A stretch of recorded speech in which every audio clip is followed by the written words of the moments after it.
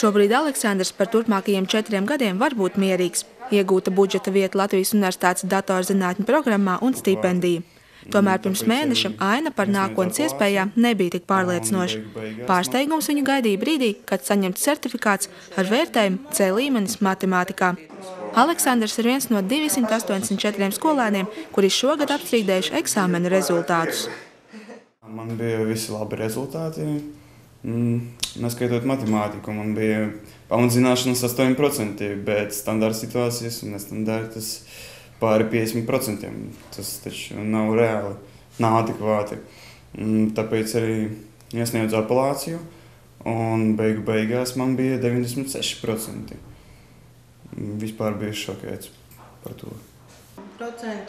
Norimstot uztraukumu vilnim, kas saistās ar centralizētiem eksāmeniem, skolās tie vēl netiek aizmirsti.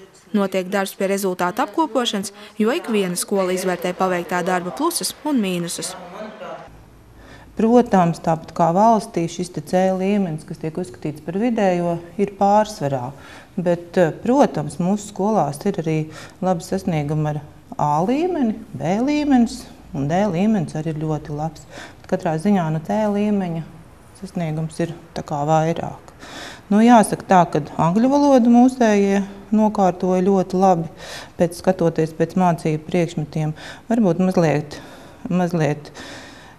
teiksim, tāds vidējāks rādītājs kopumā ir matemātikā, jo lielākai daļai tomēr bija šis C līmenis.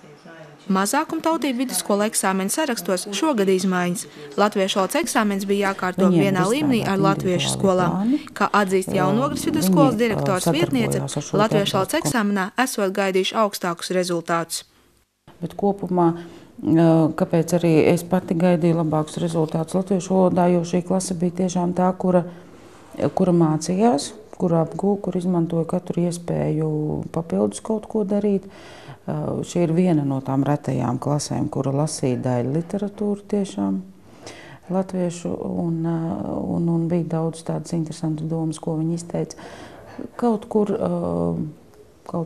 pirmais gads ir pirmais gads. No izvēles eksāmeniem visvairāk skolēni Latvijā kārtoja angļu valodu. Ogres nodu mācību iestādēs tieši angļu valodas eksāmenā uzrādīt augstāku rezultātu nekā kopumā valstī.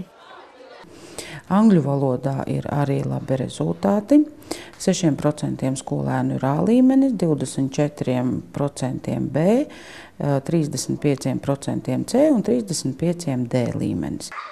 Šogad izsniegti vairāk kā 27 000 eksāmenu certifikātu.